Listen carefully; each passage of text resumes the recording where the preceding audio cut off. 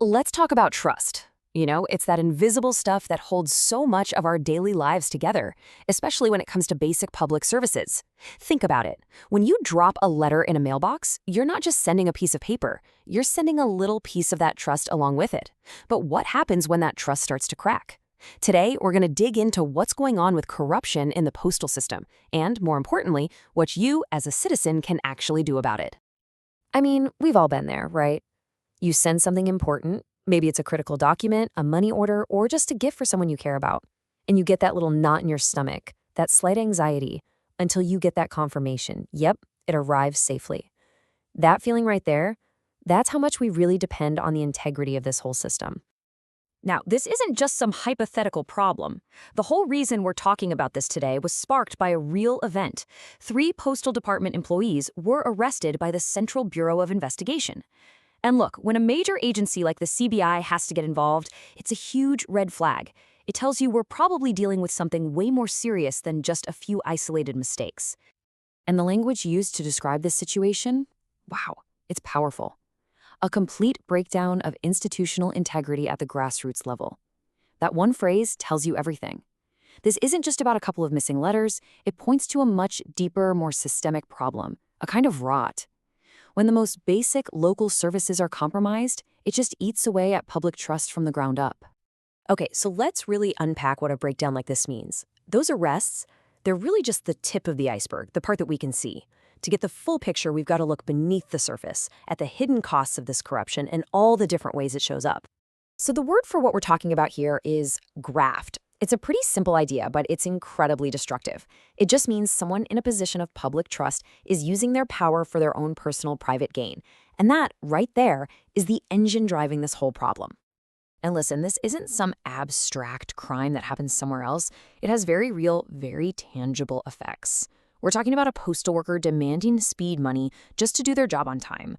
Or someone trying to extort you to release a package that's already yours.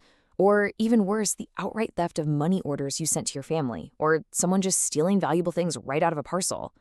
So this is the really crucial point. Why did the CBI have to step in? Well, because it strongly suggests that the Postal Department's own internal checks and balances, the systems that are supposed to catch this kind of thing, they just weren't working. That failure of oversight is what allows these individual bad acts to grow into a much, much bigger problem. It's really easy to feel powerless when you're up against these huge systemic issues. But you're not. There is actually a clear set of actions you can take if you think you've become a victim of this. So let's walk through your immediate reactive toolkit. Okay, so there are 3 critical steps to take. First, you file a formal written complaint with the Chief Postmaster General. This gets it on the official internal record. Second, and this is super important, at the same time, you file a police complaint. Why? Because this treats the act as the crime it actually is. And third, you use the Right to Information Act. With an RTI, you can request tracking data and internal logs, basically creating an undeniable paper trail that can be used as hard evidence. But look, just reacting to individual problems isn't enough, right? The real goal is to fix the system so these things don't happen in the first place.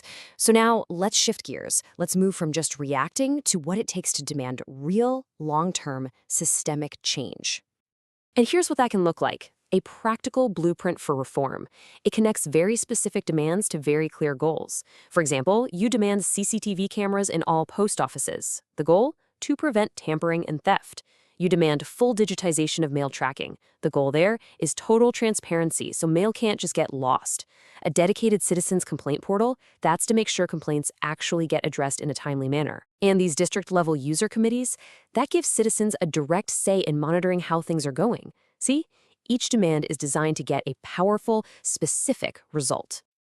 So, as we start to pull all this together, it becomes pretty clear that technology and new rules are only part of the solution. The final, and maybe the most crucial piece of this whole puzzle, is you, the empowered citizen.